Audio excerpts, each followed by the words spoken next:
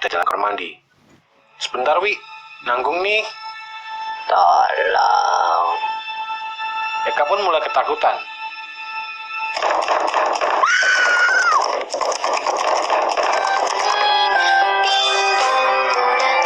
Sebelum nonton, jangan lupa klik subscribe dan loncengnya ya.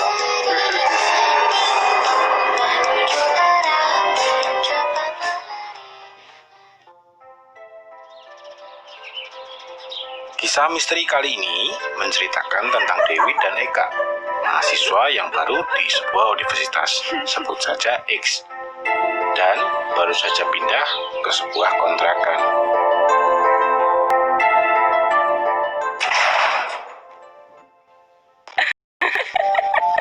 Dewi merasa senang sekali karena merasa beruntung mendapatkan kontrakan yang murah dengan lokasi yang tidak terlalu jauh dari kampus mereka. Meskipun Eka juga merasa senang, tetapi kekhawatiran terlihat jelas di wajahnya. Dewi pun bertanya kepada Eka, apa yang dia khawatirkan. Sejenak, Eka terdiam. Kemudian Eka pun menceritakan kalau dia teringat pesan kakaknya. Kakaknya sempat berkata, hati-hati kalau dapat kontrakan murah. Jangan-jangan angker. Dewi pun tertawa terbahak-bahak dan menyuruh Eka untuk tidak terlalu memikirkan hal itu. Akhirnya, Eka pun mencoba untuk tidak terlalu memikirkan perkataan kakaknya. Dan mereka pun memutuskan untuk segera mulai membersihkan kontrakan baru mereka yang cukup kotor, karena sudah lama tidak ada yang menempati. Saat membersihkan rumah itu, pandangan Eka tertuju pada tembok dengan bercak-bercak berwarna hitam. Eka merasa jijik dengan bercak-bercak tersebut. Namun, Dewi berkata, mungkin cuma sekedar jamur itu. Udah lama kan soalnya rumah ini kosong.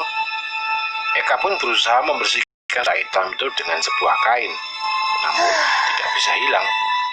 Dewi akhirnya memberikan ide untuk mencat ulang atau menutupi tembok kotor itu dengan wallpaper. Dan Eka pun menyetujui ide tersebut. Tidak terasa,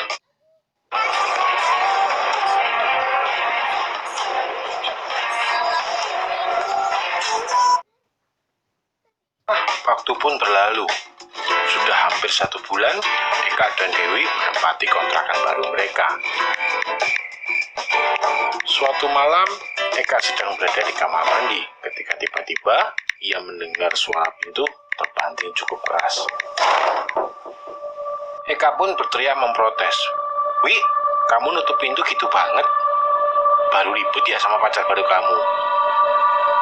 Namun, tidak ada balasan dari Dewi.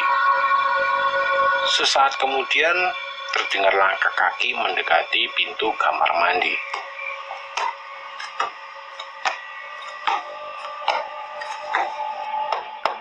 Lalu, terdengar seseorang mengetuk pintu kamar mandi 3 kali. Eka menjawab dari dalam kamar mandi. Sebentar, Wi. Nanggung nih. Tiba-tiba terdengar suara lirih dari balik pintu kamar mandi. Tolong. Eka pun mulai ketakutan. Wi, gak lucu ah. Jangan bercanda ya. Awas kamu.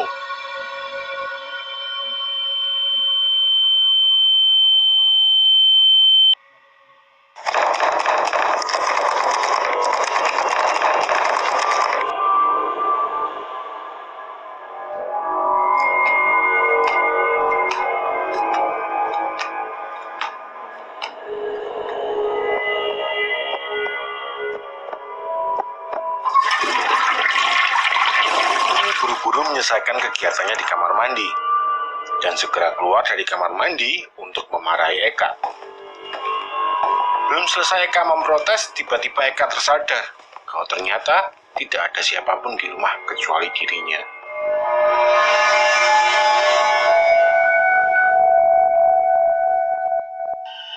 Lalu tadi siapa? Pikir Eka dalam hati. Ketakutan pun merasuki seluruh tubuh Eka dan keringat dingin keluar dari seluruh tubuhnya. Tiba-tiba terdengar suara pintu terbuka. Terlihat Dewi memasuki rumah. Dewi meminta maaf karena pulang terlalu larut. Alasannya, pacarnya tiba-tiba mengajak nongkrong. Namun, Eka hanya terdiam. Dewi pun keheranan melihat Eka yang terlihat pucat dan ketakutan. "Loh, Wi, kamu kenapa? Kok pucat gitu?" tanya Dewi. Dengan terbata-bata, Eka bermaksud menceritakan apa yang barusan ia alami. Namun, tiba-tiba ia teringat pesan kakaknya tentang kontraan angker. Dan akhirnya, Eka pun mengurungkan niatnya untuk menceritakan kejadian itu. Namun Dewi yang masih penasaran kembali menanyakan apa yang terjadi kepada Eka. Eka pun segera beralasan kalau tadi ada kecoa terbang ketika dia di kamar mandi. Dewi pun tertawa terbahak-bahak mendengar cerita Eka.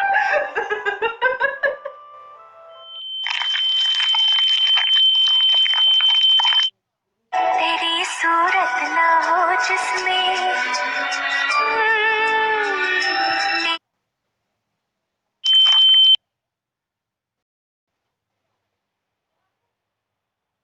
Beberapa hari kemudian, terlihat Dewi sedang asik ngobrol dengan Miska, seorang teman kuliahnya di sebuah ruang kuliah. "Benar kamu kontrak di rumah yang di ujung jalan itu, Wi?" tanya Miska. Dewi pun mengiyakan, lalu menanyakan kenapa memangnya. Dengan sedikit canggung, Miska menjawab, nggak apa-apa kok, Wi." Dewi bertanya lagi, "Kenapa memangnya?" "Jangan bikin penasaran dong, Miss," kata Dewi. Dengan ragu-ragu, akhirnya Miska pun menjawab, "Gak apa-apa, Wi. Cuma kok aku sering dengar kalau rumah itu angker, Wi." Dewi terkejut mendengar apa yang dikatakan Miska. Serius kamu?" tanya Dewi lagi. Miska pun melanjutkan ceritanya. Menurut rumor yang beredar, dulu ada seorang mahasiswi yang kontrak di situ. Akan tetapi, tiba-tiba suatu hari mahasiswi itu hilang. Berbulan-bulan keluarga dan polisi sudah mencari, tetapi sama sekali tidak ada petunjuk keberadaan mahasiswi itu.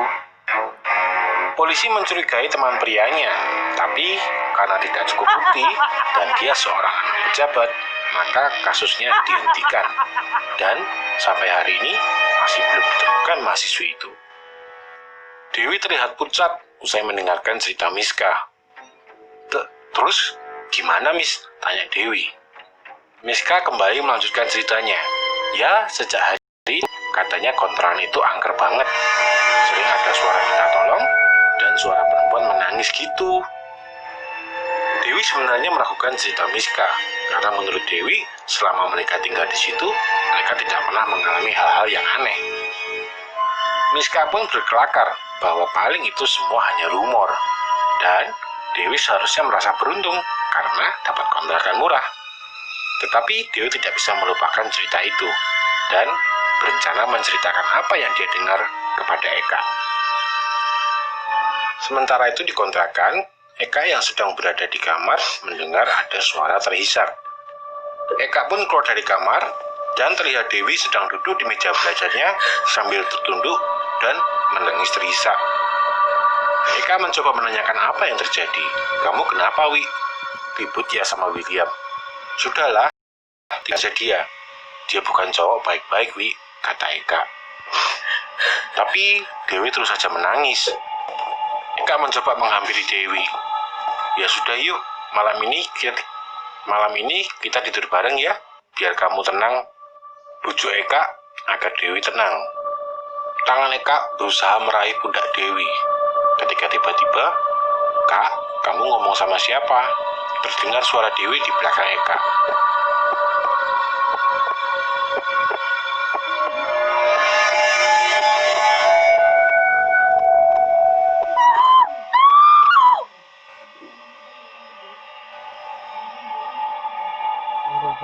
Eka dan Dewi yang ketakutan malam itu terjaga. Mereka tidak berani tidur. Eka berkata kepada Dewi, "Wi, kita pindah aja yuk. Takut aku di rumah ini." Dewi pun mengangguk tanda setuju. Namun tiba-tiba terdengar suara lirih. "Tolong." Dewi memberanikan diri untuk bertanya, "Ya, kamu, apa maumu?" "Tolong." Tiba-tiba muncul sesosok perempuan di hadapan mereka. Eka dan Dewi pun terkejut. Dewi kembali memberanikan diri untuk bertanya, "Tolong jangan ganggu kami. Kami tidak ada maksud apa-apa." Tolong. Sosok perempuan itu pun menunjuk ke arah dinding dengan bercak-bercak hitam. "Pak, sepertinya ia ingin menunjukkan sesuatu," kata Dewi. Eka pun menyetujui. Tak lama kemudian, sosok perempuan itu pun menghilang. Dewi dan Eka kemudian berjalan menghampiri dinding itu. "Kak, sepertinya ada sesuatu di balik dinding ini." Dewi pun berinisiatif untuk memanggil tukang untuk membongkar dinding itu, untuk